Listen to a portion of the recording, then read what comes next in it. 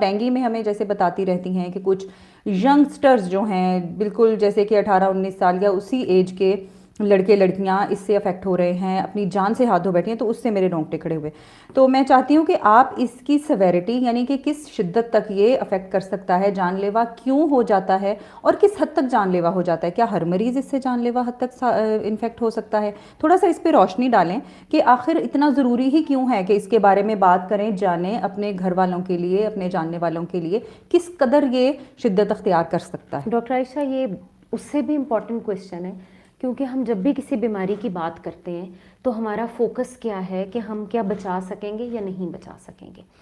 Dengue fever کے بارے میں بہت اچھی بات یہ ہے کہ اس کے ساتھ آپ کا سروائیول چانس 100% ہے. 100% چانس ہے کہ اگر آپ بر وقت اپنے ڈاکٹر سے رابطہ کرتے ہیں اور آپ کا ڈاکٹر ٹرینڈ ہے ڈینگی کی مینجمنٹ میں، تو انشاءاللہ تعالیٰ بچت ہی ہوگی. ڈینگی میں موت صرف اس وقت ہوتی ہے جب دو غلطیاں ہو جاتی ہیں. یا تو مریض نے ٹائم پہ بتایا نہیں، خطرناک علامات آ چکی تھیں لیکن آپ نے ہاسپٹل میں رپورٹ نہیں کیا، یا پھر خدا نخواستہ کہ بر وقت اس طرح سے علاج پاسبل نہیں ہو سکا جس طرح سے آپ کا ہونا چاہیے تھا. اس میں کچھ علامات ہیں جن کا آپ کو خیال رکھنا ہے کہ اگر ان میں سے کچھ بھی ہو جائے گا تو آپ کو ہسپتال چلے جانا ہے. پہلی بات تو یہ کہ جب آپ کو بخار ہو جاتا ہے تو پہلے 2 دن میں آپ کے بلڈ ٹیسٹ پہ CBC پہ کوئی فرق نہیں پڑتا. پہلے تیسرے دن بھی ہو سکتا ہے کہ آپ کا ٹیسٹ نارمل ہو. نارمل ٹیسٹ کے ساتھ یہ مطلب ہرگز نہیں ہے کہ ڈینگی نہیں ہو سکتا. اگر آپ ڈینگی کی وجہ سے CBC کرانے والے ہیں تو آپ ڈے 3 سے کروائیے. دوسری اہم بات یہ ہے کہ کس مریض کو ہاسپٹل آ جانا ہے اور کس کا گھر میں علاج ہو سکتا ہے. اگر بخار کی شدت اتنی زیادہ ہے کہ آپ کی ہوش خراب ہو رہی ہے یا غنودگی ہے، چکر آ رہے ہیں، اس کے علاوہ اگر آپ کو یہ پرابلم فیس ہو رہی ہے کہ کہیں سے بھی خدا نخواستہ بلیڈنگ ہونی شروع ہو گئی ہے، مائنر ہے یا اس سے زیادہ بلیڈنگ ہو رہی ہے،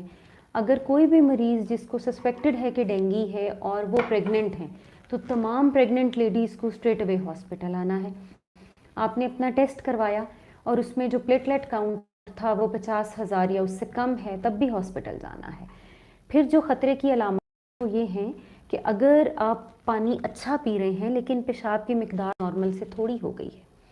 یا آپ کی بھوک اتنی تھوڑی ہے، الٹیاں اتنی زیادہ آ رہی ہیں کہ آپ پراپرلی کھا پی نہیں رہے، تو یہ وہ ساری خطرناک علامات ہیں جس کیس میں آپ کو ہاسپٹل آنا ہے. بر وقت آپ کا علاج شروع ہو جائے گا اور اس میں تقریباً 100% چانسز ہوتے ہیں کہ پیشنٹ کو سیو کیا جا سکتا ہے. لیکن اگر کچھ ایسا ہو گیا ہے، گھر پہ بلڈ پریشر بہت ڈراپ کر گیا اور آپ نے بر وقت ہاسپٹل میں نہیں رپورٹ کیا، یا بلیڈنگ اتنی زیادہ ہونی شروع ہو گئی کہ خون کا انتظام کرنے میں بہت ٹائم لگ گیا، پھر ایسے کیسز میں جا کے کمپلیکیشنز یا خدا نخواستہ ڈیتھ کا چانس ہوتا ہے.